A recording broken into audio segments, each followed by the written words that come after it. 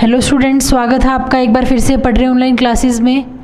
तो आज का हमारा टॉपिक है लाइफ स्टॉक प्रोडक्शन या एनिमल हस्बेंड्री, जिसके अंदर हम ये पढ़ेंगे कि एनिमल्स की रियरिंग कैसे की जाती है। तो फर्स्ट लेक्चर इसके अंदर हमारा थोड़ा बहुत डिटेल हो चुकी है। आज का टॉपिक है सम इम्पोर्टेंट वन लाइनर्स, जिसके अंदर हम कुछ इंपॉर्टेंट पॉइंट्स करेंगे जो आपके एग्जाम पॉइंट ऑफ व्यू से इम्पोर्टेंट है। तो फर्स्ट हमारा मिल्क के बारे में है। अगर हम बात करते हैं मिल्क की प्रोडक्शन, हम कहाँ से मिल्क की प्रोडक्शन लेते हैं? बफलो से, काऊ से, गोट से, शीप से, लेकिन मेजर जो यूज़ होता है इंडिया में that is from buffalo and cow. ठीक है। उसके बाद अगर हम इन दोनों के कलर में डिफरेंस देखते हैं तो बफलो का कलर होता है वाइट और काऊ का होता है येलो कलर। ठीक है। तो ये जो वाइट कलर होता है ये किस वजह से होता है? वाइट कलर होता है हमारा केसीन की वजह से। केसीन एक प्रोटीन होता है जिसकी वजह से इसके मिल्क का कलर होता है वाइट। और अगर हम बात करते हैं काऊ की, तो जो ये येलो कलर होता है उसके दो रीज़न हो सकते हैं। या तो उसको हम बोलेंगे राइबोफ्लेविन या बोलेंगे कैरोटीन।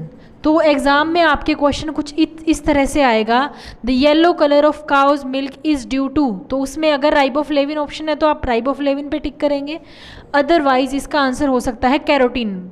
ठीक है।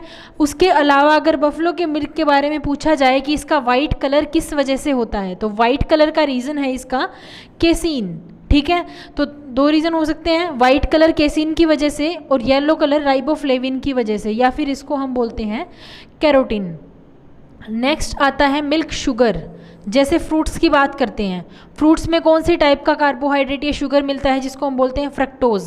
ठीक है। अगर डायरेक्ट हम शुगर की फॉर्म देखें तो सुक्रोज होती है, वैसे ही फ्रूट्स में फ्रक्टोज। अब यहाँ बात आई है मिल्क शुगर की कि मिल्क के अंदर कौन से टाइप का शुगर होता है, तो मिल्क के अंदर होता है लैक्टोज। ठीक है। मिल्क के अंदर होता है लैक्टोज, जो किसका कंपाउंड है? जो कंपाउंड है हमारा ग्लूकोज का प्लस गैलेक्टोज का। तो ये दो यूनिट से बना हुआ है, इसीलिए हम इसको बोलते हैं डाइसैक्राइड। डाइसैक्राइड का मीनिंग क्या है कि दो टाइप की शुगर से मिलके बना हुआ है। कौन कौन सी? First one is glucose and second one is galactose. तो एक यूनिट ग्लूकोज की और एक यूनिट गैलेक्टोज की मिलके क्या बनाती है? मिल्क शुगर, जिसको हम बोलते हैं लैक्टोज। इसी तरीके से जो फ्रूट शुगर होती है उसको हम बोलते हैं फ्रक्टोज। ठीक है। नेक्स्ट हमारा आता है मिल्क किस चीज़ का सोर्स है, मिल्क के अंदर क्या चीज़ें ज़्यादा मिलती है या क्या चीज़ कम मिलती है। तो अगर हम बात करें milk is a poor source of iron and vitamin C, ये दो चीज़ें मिल्क के अंदर नहीं मिलती। ठीक है। तो milk is a poor source of iron and vitamin C. और किस चीज़ का मिल्क रिच सोर्स है? डायरेक्ट क्वेश्चन आएंगे इन टॉपिक से। Milk is the rich source of या तो कैल्शियम या फॉस्फोरस या विटामिन ए। अगर इन तीनों में से कोई भी एक ऑप्शन है आपके एग्जाम में तो वो बिल्कुल ठीक है, और अगर तीनों हैं तो ऑल ऑफ द अबव आ जाएगा। ठीक है। तो रिच सोर्स किस किस का है? कैल्शियम का, फॉस्फोरस का और विटामिन ए का। ये हम कैसे याद करेंगे? क्या बोलते हैं कि दूध हड्डियों के लिए अच्छा होता है ना, मिल्क बोन्स के लिए अच्छा होता है। बोन्स किससे बनी होती है हमारी? कैल्शियम और फॉस्फोरस से बनी होती है ना। तो इसीलिए milk is a rich source of calcium, phosphorus and vitamin A and poor source of vitamin C. क्योंकि विटामिन सी हमारे जो सोर सब्सटेंस होते हैं, जो खट्टी चीज़ें होती हैं लाइक लेमन हो गया, ऑरेंज हो गया, तो ये खट्टी चीज़ों में मिलता है। तो milk is a poor source of vitamin C. उसके बाद हम बात करते हैं कंपोनेंट ऑफ मिल्क। मिल्क में क्या क्या कंपोनेंट है? प्रोटीन है, फैट है या कुछ मिनरल्स हैं, और वो किस किस फॉर्म में मिल्क में प्रेजेंट होते हैं। तो सबसे पहले हम बात करते हैं प्रोटीन की। तो protein as an colloidal substance present होता है मिल्क में। अगर हम केसीन की बात करें तो नियर अबाउट जितना भी प्रोटीन का कंपोजिशन है, अगर हम 100 कंपोजिशन लेते हैं प्रोटीन की, तो उसमें से 80% जो प्रोटीन होगा वो कौन सा होगा? केसीन। ठीक है। ये नहीं कहा मैंने कि मिल्क का 80% केसीन है। जितना भी प्रोटीन कंटेंट है ना, अगर हम उसको 100 ले लेते हैं तो उसका 80% केसीन मिलता है। नेक्स्ट आता है इमल्शन। इमल्शन क्या होता है? इमल्शन के बारे में आपने पढ़ा होगा कि या तो ऑयल इन ऑयल टाइप या ऑयल इन वाटर टाइप, इस टाइप से हम इमल्शन के बारे में पढ़ते हैं केमिस्ट्री में। तो जो हमारे फैट ग्लोब्यूल्स है, जो हमारा फैट का कंटेंट है, that is present in emulsion form. ठीक है। तो फैट ग्लोब्यूल, और ये सबसे ज़्यादा वेरिएबल कंपोनेंट है मिल्क का। ठीक है। सबसे ज़्यादा वेरिएबल कैसे? प्रोटीन की कंसंट्रेशन नियर अबाउट सिमिलर मिलती है, लेकिन अगर हम मिल्क का सोर्स अलग हो, हमारे पास काऊ है, बफलो है, शिप है या गोट है, तो सबसे ज़्यादा वेरी करने वाला जो कंपोनेंट होता है ना वो फैट होता है। ठीक है, कि फैट कंपोनेंट किस में ज़्यादा है किस में कम है वो भी हम पढ़ेंगे। तो फैट ग्लोब्यूल, और ये मोस्ट वेरिएबल कंपोनेंट है मिल्क का। उसके बाद कुछ पार्ट ऐसा होता है जो उसमें अच्छे से सोल्यूबल होता है, जो सोल्यूशन फॉर्म में होता है, that is lactose and minerals, क्योंकि शुगर क्या होती है वाटर में अच्छे से डिजोल्व हो जाती है, और मिल्क शुगर है कौन सी हमारे पास, लैक्टोज। ठीक है, तो लैक्टोज और जो भी मिनरल्स मिलते हैं इसमें, वो इसमें पूरी तरीके से सोल्यूबल होते हैं। So these are the components that are present in solution form. तो इसमें से क्वेश्चन क्या आएंगे कि protein is present in which form, in milk. ठीक है, ऑप्शन आ जाता है इमल्शन, कोलोइडल या फिर सॉल्यूशन फॉर्म या नन ऑफ द अबव। तो प्रोटीन में क्या आएगा, as an colloidal particle protein present होता है, और अगर हम बात करते हैं फैट की तो फैट प्रेजेंट होता है in the form of emulsion. ठीक है, and lactose and minerals in the solution. Next हमारा वन लाइनर क्या है, position of India in wool production. Wool production, wool किससे मिलती है हमें, शिप से, भेड़ से मिलती है ना हमें ऊन। तो ऊन की प्रोडक्शन में इंडिया की कौन सी पोजीशन है, तो इंडिया की फर्स्ट पोजीशन है वूल प्रोडक्शन में। ठीक है, फर्स्ट। और अगर इंडिया में बात करें तो लीडिंग स्टेट, सबसे ज़्यादा कौन सी स्टेट है जो वूल प्रोडक्शन में कंट्रीब्यूट करती है, स्पेशली कारपेट वूल की अगर हम बात करते हैं तो इसका आंसर आएगा राजस्थान। ठीक है, तो position of India in the wool production is first, और अगर हम बात करें लीडिंग स्टेट की तो वो कौन सी है, राजस्थान। नेक्स्ट आता है boiling point of milk. Water का बॉइलिंग पॉइंट कितना है, 100 डिग्री सेल्सियस। तो मिल्क का उससे थोड़ा सा ज़्यादा होता है, दैट इज 100.17 डिग्री सेल्सियस। ठीक है, तो ये बॉइलिंग पॉइंट होता है मिल्क का। डायरेक्ट क्वेश्चन आएगा what is the boiling point of milk. Option में आ सकता है 90 डिग्री सेल्सियस, 100 डिग्री सेल्सियस या 100.17 degree Celsius. So that is the correct answer. Next आता है रूमिनेंट्स। रूमिनेंट्स ऐसे एनिमल्स होते हैं जिनके अंदर र्यूमन प्रेजेंट होता है। र्यूमन क्या होता है, जिसके अंदर रूमिनेंट्स में आ जाते हैं काऊ है, बफलो है, शिप है, गोट है। ठीक है, तो ये सारे रूमिनेंट्स में आ जाते हैं। इनका जो स्टमक होता है, जैसे ह्यूमन के स्टमक में क्या होता है, वो कंप्लीट एक स्टमक है, एक कंपार्टमेंट है, लेकिन रूमिनेंट्स ऐसे एनिमल्स होते हैं जिनके स्टमक में 4 कंपार्टमेंट्स मिलते हैं। कितने कंपार्टमेंट्स, 4, जैसे कि डायग्राम में दिखा रखा है। ये हमारी ईसोफेगस है, ठीक है, ये स्मॉल इंटेस्टाइन है, ये जो पार्ट है चारों, this one, this one, this one and this, ये चारों जो कंपार्टमेंट है ये वाले इनके स्टमक के कंपार्टमेंट है। तो कौन कौन से 4 कंपार्टमेंट है रूमिनेंट्स के स्टमक के, the first one is reticulum, then omasum, abomasum and the last one is rumen. ठीक है, कौन कौन से कंपार्टमेंट बताए मैंने, 4 टाइप के कंपार्टमेंट होते हैं। First is reticulum, second one is omasum and third is abomasum and the last one is rumen. इनके बारे में मैं आपको थोड़ा थोड़ा बताती हूँ। रेटिक्यूलम क्या होता है, रेटिक्यूलम एक थैले जैसी संरचना होती है, सेक लाइक स्ट्रक्चर, जिसके अंदर ये रहा रेटिक्यूलम। इसके अंदर क्या होता है, जितने भी हैवी मेटल्स वगैरह जो काऊ या बफलो या जो भी रूमिनेंट एनिमल है उन्होंने बाय मिस्टेक किसी चीज़ के साथ कोई हैवी मेटल या कोई ऐसा मटेरियल खा लिया जो डाइजेस्ट नहीं हो सकता, वो जाएगा डायरेक्ट रेटिक्यूलम में, जो हमें बाद में या तो ऑपरेट करके या मैग्नेट से किसी भी मेथड से उसको निकालना पड़ता है, अदरवाइज वो हार्मफुल हो सकता है किसी भी एनिमल के लिए। तो जो फर्स्ट कंपार्टमेंट है या जो सेक लाइक स्ट्रक्चर है जिसके अंदर हैवी मटेरियल ड्रॉप आउट होगा फूड में से, दैट इज रेटिक्यूलम, जो कि इस डायग्राम में दिख रहा है। ठीक है, सेकेंड पार्ट आता है ओमेसम। ओमेसम ऐसा पार्ट है जिसके अंदर वाटर और मिनरल्स, ठीक है, कुछ वाटर और कुछ मिनरल्स की एब्जॉर्प्शन होती है। जो ये सेकंड पार्ट है दैट इज ओमेसम, जिसके अंदर कुछ वाटर या मिनरल की एब्जॉर्प्शन होती है। उसके बाद आता है एब ओमेसम। एब ओमेसम कैसा पार्ट है, एब ओमेसम एक ऐसा पार्ट है जिसको हम बोलते हैं ट्रू स्टमक, जिसके अंदर जो भी एंजाइमेटिक एक्टिविटी होती है, जैसे ह्यूमन में जो नॉर्मल स्टमक मिलता है ना, तो जो ट्रू स्टमक होता है इन चारों कंपार्टमेंट में वो ये होता है एबोमेसम, क्योंकि जितनी भी एंजाइमेटिक एक्टिविटीज़ वगैरह होगी वो एबोमेसम में होगी, और एबोमेसम स्मॉल इंटेस्टाइन में ओपन होता है। ठीक है, ये दिखा रखा है यहाँ पर इसकी ओपनिंग। और एक पार्ट इसका क्या आता है, र्यूमेन। तो अगर क्वेश्चन आता है what which is the largest compartment of ruminant stomach, ruminant के स्टमक का सबसे बड़ा कंपार्टमेंट कौन सा है, इन सब में से साइज में कौन सा बड़ा है compartment, so that is र्यूमन। Mostly question यही आता है, लार्जेस्ट कंपार्टमेंट के बारे में पूछा जाता है, तो लार्जेस्ट कंपार्टमेंट हमारा कौन सा है, र्यूमन। और ट्रू स्टमक कौन सा है, एबओमेसम। उसके बाद हम बात करते हैं स्यूडो रोमिनेंट की। स्यूडो रूमिनेंट क्या होगा, स्यूडो मीन्स फाल्स, ठीक है। तो स्यूडो रोमिनेंट्स के अंदर एग्जाम्पल आ जाता है कैमल। इसके अंदर क्या होता है, कैमल के अंदर एबओमेसम एब्सेंट होता है, ठीक है, एबओमेसम एब्सेंट होता है। और जैसा कि मैंने बताया था, एबओमेसम क्या है, ट्रू स्टमक, तो ट्रू स्टमक एब्सेंट होता है, इसीलिए इसको बोल देते हैं फॉल्स रूमिनेंट या स्यूडो रूमिनेंट। और जो लास्ट पार्ट आता है नॉन रूमिनेंट, इसमें हॉर्स आता है, क्योंकि हॉर्स के अंदर क्या होता है, बजाय कि 4 कंपार्टमेंट के उसमें एक सिंपल स्टमक बना होता है, नॉर्मल जो एनिमल्स होते हैं उनकी तरह, ठीक है, इसमें कोई कंपार्टमेंट नहीं होते। तो इसके अंदर हमने क्या पढ़ा, हमने पढ़ा रूमिनेंट स्टमक के बारे में। स्पेशली ये 4 कंपार्टमेंट क्यों है, क्योंकि जो इनकी फीडिंग हैबिट होती है वो अलग होती है और सेलुलोज का अच्छे से डाइजेशन हो सके, इसीलिए इसमें ये कंपार्टमेंट्स की डिवीज़न है। तो फर्स्ट हमने डिवीज़न क्या पढ़ी, reticulum, omasum, abomasum, then the last one is rumen. Rumen एक लार्जेस्ट कंपार्टमेंट है और एबओमेसम होता है ट्रू, ठीक है।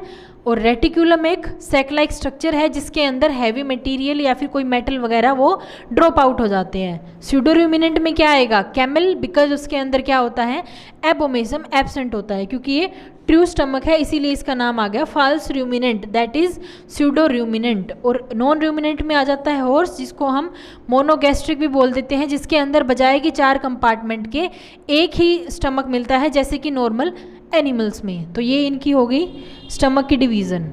नेक्स्ट आता है कलेक्शन ऑफ गैसेज इन र्यूमन। कुछ कंडीशंस के अंदर या कुछ फीडिंग हैबिट की वजह से क्या हो जाता है, कुछ गैसेस कलेक्ट हो जाती है इनके र्यूमन में, जिसको हम क्या बोलते हैं, जिसको हम बोलते हैं ब्लोटिंग। जिस प्रोसेस को ब्लोटिंग बोलते हैं, और उन जो गैस कलेक्ट हो जाती है उनको बोलते हैं ब्लोट, ठीक है। ये नॉर्मल ह्यूमन में भी होता है, अगर हम ज़्यादा फूड वगैरह कंज्यूम कर लेते हैं उससे क्या हो जाता है, ब्लोटिंग हो जाती है, ठीक है। तो ये इनमें भी क्या बोलते हैं, ब्लोटिंग। नेक्स्ट क्या है, first clone of adult ship.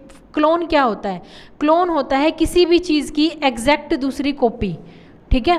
तो जो अडल्ट शिप थी उसकी फर्स्ट टाइम जो क्लोन प्रोड्यूस की गई थी एज इट इज़ उसकी कॉपी जो प्रोड्यूस की गई थी, उसका नाम क्या था, उस शिप का नाम था डोली, ठीक है। क्या नाम था उस शिप का, डोली। तो फर्स्ट टाइम जो क्लोन प्रोड्यूस किया गया था शिप का, मतलब उसकी एज इट इज़ कॉपी, तो उसका नाम था डोली। सेकंड आता है first in vitro fertilized buffalo calf, ठीक है।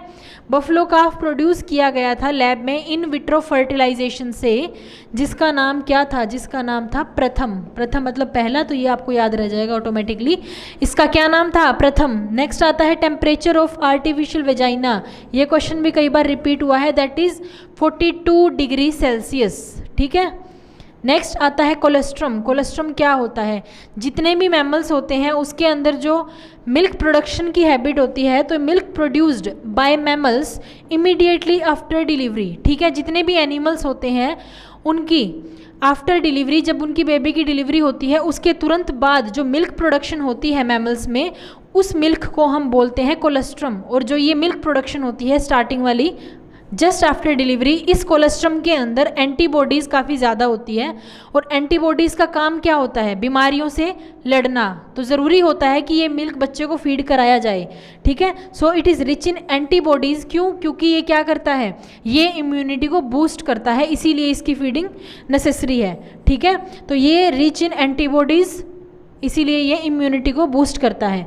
क्वेश्चन क्या आता है कोलेस्ट्रम से रिलेटेड, कि काऊ और बफलो की अगर हम बात करें, जो हमें मेन स्टडी करने हैं, इनके कोलेस्ट्रम में प्रोटीन कंटेंट कितना कितना होता है। तो अगर हम काऊ की बात करें तो उसके कोलेस्ट्रम में होता है 17.8% प्रोटीन, और बफलो की बात करें तो उसमें होता है 21.4% प्रोटीन, ठीक है। तो कोलेस्ट्रम क्या होगा, milk produced by mammals immediately after delivery, that is rich in antibodies, so boost the immunity, and it is necessary to feed this colostrum to the newborn calf, ठीक है। Protein content in the colostrum of cow, गाय के colostrum में कितना protein होता है, 17.8%, और buffalo में कितना होता है, भैंस में कितना होता है 21.4%। नेक्स्ट आता है कैनाबेलिज्म। क्या होता है? कैनाबेलिज्म एक ऐसा एक्ट होता है जिसके अंदर एक इंडिविजुअल दूसरे इंडिविजुअल को खाना समझ के खाता है, और वो इंडिविजुअल कौन सा होगा, उसकी सेम स्पीसीज़ का।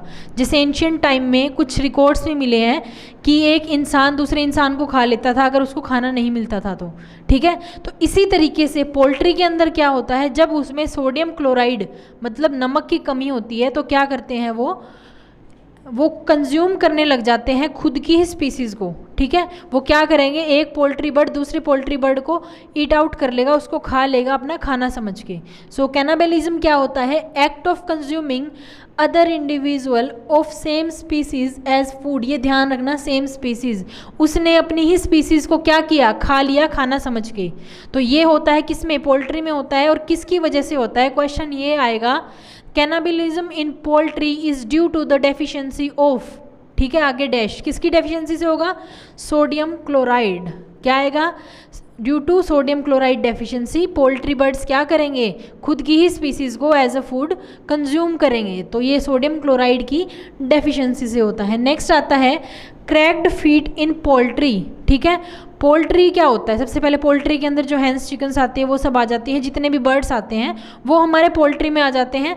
बाकी काउज बफलोज की इनकी जो स्पीसीज़ है कौन से पर्पज़ के लिए बेस्ट है, या पोल्ट्री की स्पीसीज़ कौन से पर्पज़ के लिए बेस्ट है, तो वो जो ब्रीड है, सॉरी स्पीसीज़ नहीं ब्रीड, उनकी अलग अलग ब्रीड्स भी हम पढ़ेंगे। आज जस्ट हमने इसका थोड़ा बहुत इंट्रो किया है। तो क्रैक्ड फीट इन पोल्ट्री, जो पोल्ट्री के अंदर उनकी फीट्स की जो क्रैकिंग हो जाती है वो किसकी वजह से होती है, that is due to the biotin deficiency. Next आता है क्रेजी चिक डिजीज़। ये एक बीमारी है, चिक क्या होता है, जो पोल्ट्री का न्यूबॉर्न बर्ड होता है, चिकन जिसको बोलते हैं, जो छोटा होता है उसको चिक बोलते हैं, ठीक है। तो क्रेजी चिक डिजीज़ क्या होती है, क्रेजी चिक डिजीज़ विटामिन ई की डेफिशिएंसी से होती है। इसके अंदर क्या होगा, उनकी ब्रेन की सॉफ्टनिंग स्टार्ट हो जाएगी, ठीक है, उनकी ब्रेन की सॉफ्टनिंग स्टार्ट हो जाएगी। और ये किसकी वजह से होगा, विटामिन ई की डेफिशिएंसी से। तो इसके अंदर इन डिजीज़ से या डिसऑर्डर से डायरेक्ट क्वेश्चन आएंगे कि कोई भी पर्टिकुलर टाइप का डिसऑर्डर है या डिजीज़ है वो किस चीज़ की डेफिशिएंसी से हो रहा है। तो क्रेजी चिक डिजीज़ होता है विटामिन ई की डेफिशिएंसी से। नेक्स्ट आता है डेगनाला और अल्कली डिजीज़। ये मोस्टली बफलो वगैरह में होता है, ठीक है। जो भैंसे हम क्या करते हैं, जो पैडी के फील्ड में ज़्यादा फीडिंग करती है तो उसमें क्या हो जाता है, उसमें सिलेनियम का कंटेंट बहुत ज़्यादा हो जाता है, उसकी टॉक्सिसिटी हो जाती है सिलेनियम की, ठीक है। Due to selenium toxicity, toxicity का मतलब होता है कोई चीज़ ज़्यादा हो जाना, और डेफिशिएंसी मतलब किसी चीज़ की कमी हो जाना। तो इसके अंदर क्या हुआ, सिलेनियम की टॉक्सिसिटी हो गई। क्यों, due to exclusively feeding in the paddy field, ठीक है। इसमें क्या होगा, जो उनके लेग्स हैं या उनके ईयर्स है या उनकी टेल है उसमें क्या आ जाएगी, इन्फ्लामेशन हो जाएगी, नेक्रोसिस हो जाएगी, ठीक है। तो ये उन एरियाज़ को सबको इफ़ेक्ट करेगी। तो इसमें क्या होगा, सिलेनियम टॉक्सिसिटी। उसके बाद आती है मेटाबॉलिक डिजीज़, कोई पर्टिकुलर मेटल की वजह से, ठीक है।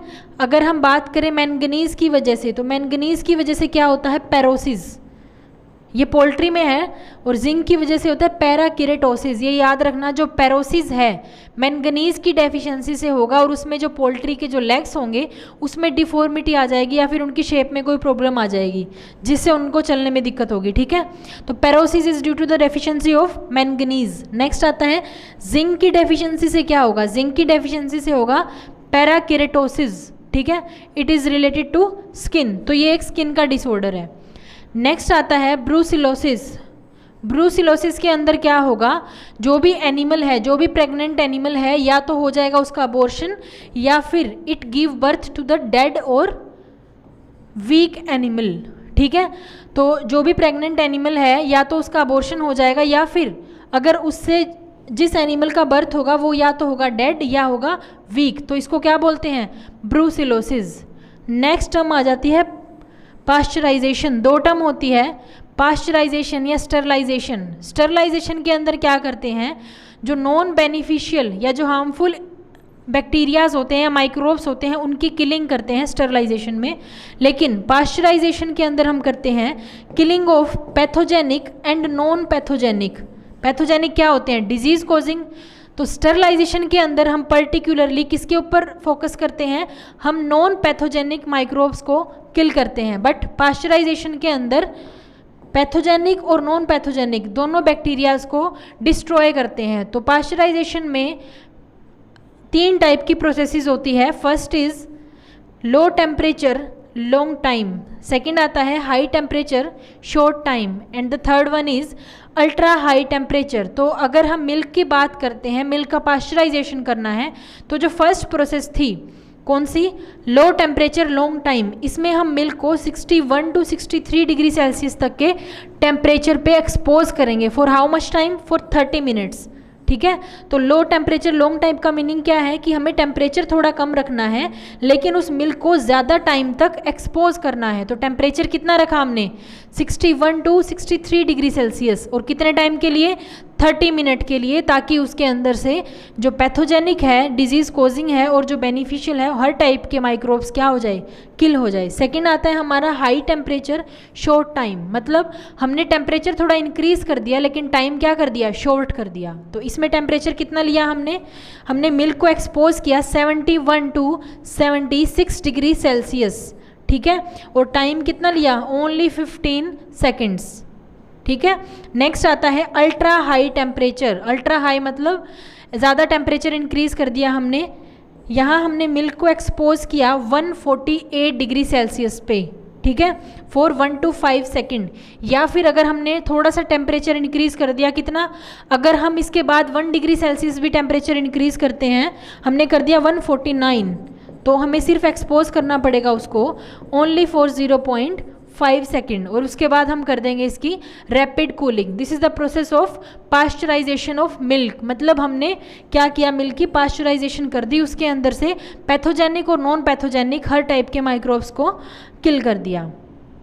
उसके बाद ये कुछ कॉमन टर्म्स है लाइफ स्टॉक प्रोडक्शन के अंदर जो आपको लर्न करनी है। इसमें से क्वेश्चन ऐसे आ सकता है, group of cattle is known as, क्या बोलेंगे उसको, हर्ड। तो इसके अंदर आपको cattle, buffalo, sheep, goat, pig and then poultry, इनसे रिलेटेड कुछ टर्म्स दे रखी है। सबसे पहले हम बात करते हैं ग्रुप्स की, कि काउस के ग्रुप को क्या कहते हैं। ठीक है, तो हर्ड ऐसी टर्म है जो किसी भी कैटल, बफलो या फिर पिग, ठीक है, इनके ग्रुप के लिए यूज़ होती है। और जो शिप होती है, भेड़, उसके ग्रुप के लिए जो टर्म यूज़ होती है उसको हम बोलते हैं फ्लोक। क्या बोलते हैं उसको, फ्लोक। और गोट के ग्रुप को हम क्या बोलते हैं, या तो फ्लोक या फिर ट्रिप। ठीक है, सिमिलरली पोल्ट्री के लिए भी हम फ्लोक टर्म यूज़ करते हैं। उसके बाद आता है अडल्ट मेल या फीमेल। ठीक है, अगर कैटल मतलब काओ है तो उसके मेल के लिए हम टर्म यूज़ करते हैं बुल, और फीमेल के लिए काओ। और बफलो की बात करें तो इसमें यूज़ करेंगे बफलो बुल। ठीक है, सेम है, लेकिन जो काउज वाली टर्म थी उसके अंदर हमने बफलो ऐड कर दिया। नेक्स्ट आता है शिप। शिप के मेल को बोलते हैं रैम, ठीक है, और अडल्ट फीमेल को ईव या डैम बोलेंगे। नेक्स्ट आता है गोट। गोट में बक या फिर डो। ठीक है, ये होता है अडल्ट मेल के लिए और ये होता है अडल्ट फीमेल के लिए। पिग में क्या करते हैं, पिग के अंदर अडल्ट मेल के लिए बोर टर्म यूज़ करते हैं, BOAR, और अडल्ट फीमेल के लिए सो टर्म, SOW यूज़ करते हैं। ठीक है, नेक्स्ट आता है पोल्ट्री। पोल्ट्री में यूज़ करते हैं कोक और हैन। नेक्स्ट आता है यंग मेल और यंग फीमेल। ठीक है, तो यंग मेल और यंग फीमेल के लिए बुल काफ, काफ टर्म यूज़ कर देते हैं हम। ठीक है, बुल काफ और हीफर काफ। तो अगर हीफर आ जाता है इसका मतलब क्या होता है, इसका मतलब होता है यंग काओ। ठीक है, यंग फीमेल काओ। ठीक है, तो हीफर आ जाता है, इसके अंदर सेम है बफलो काफ और हीफर काफ। शिप की बात करते हैं तो शिप में लैम टर्म यूज़ होती है। आपने पोएम भी पढ़ी होगी शिप से रिलेटेड, तो उसमें लैम टर्म यूज़ होती है जो यंग के लिए यूज़ होगी। तो male lamb and female lamb. फिर आता है गोट। गोट में किड वर्ड यूज़ होता है न्यू बॉर्न के लिए, तो female kid and then male kid.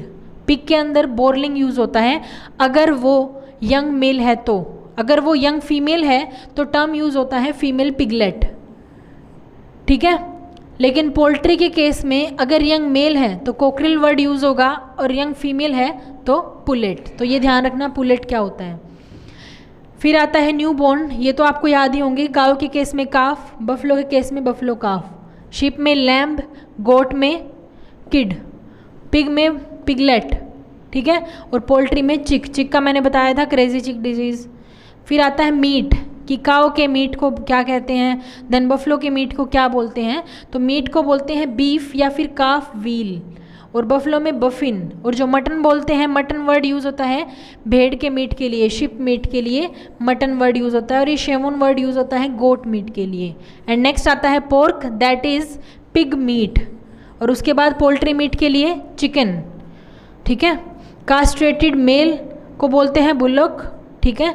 ये टर्म इससे ज़्यादा ये इंपॉर्टेंट है, इनकी मेटिंग को क्या बोलते हैं, जो कैटल की मेटिंग होती है, बफलो की देन गोट की, इनकी मेटिंग को के लिए सर्विंग वर्ड यूज़ करते हैं। पोल्ट्री के लिए भी हम सर्विंग वर्ड यूज़ करते हैं, पिग के लिए कपलिंग यूज़ करते हैं, एंड शिप के लिए टपिंग वर्ड यूज़ करते हैं। नेक्स्ट आता है पार्चुरेशन। पार्चुरेशन क्या होता है, एक्ट ऑफ गिविंग बर्थ, ठीक है, act of giving birth by any animal, तो ये आ जाता है पार्चुरेशन। तो कैटल के केस में क्योंकि काफ होता है तो काविंग, इसी तरह बफलो के केस में भी काविंग। शिप के केस में क्या होता है, जो यंग न्यूबॉर्न होता है दैट इज़ लैम्ब, तो पार्चुरेशन के एक्ट को क्या बोलेंगे, लैम्बिंग। गोट में था किड, तो किड से आ जाता है किडिंग, तो इसमें होता है फैरोइंग। और क्योंकि पोल्ट्री केस में एग होता है तो एग की क्या होती है, हैचिंग, ठीक है। तो कुछ इसमें इंपॉर्टेंट टर्म्स है जैसे कि ये यंग मेल फीमेल, उसके बाद मीट के बारे में, या एक्ट ऑफ मेटिंग या पार्चुरेशन, ये सब आपके लर्न करने की टर्म है, ठीक है। इसके बाद नेक्स्ट लेक्चर के अंदर हम इनकी ब्रीड्स के बारे में पढ़ेंगे कि काऊ और बफलो की कौन कौन सी ब्रीड जो ड्रोट पर्पज़ के लिए सूटेबल होती है या फिर कौन सी मिल्च पर्पज़ के लिए सूटेबल होती है। तो आज के लिए बस इतना ही, थैंक यू।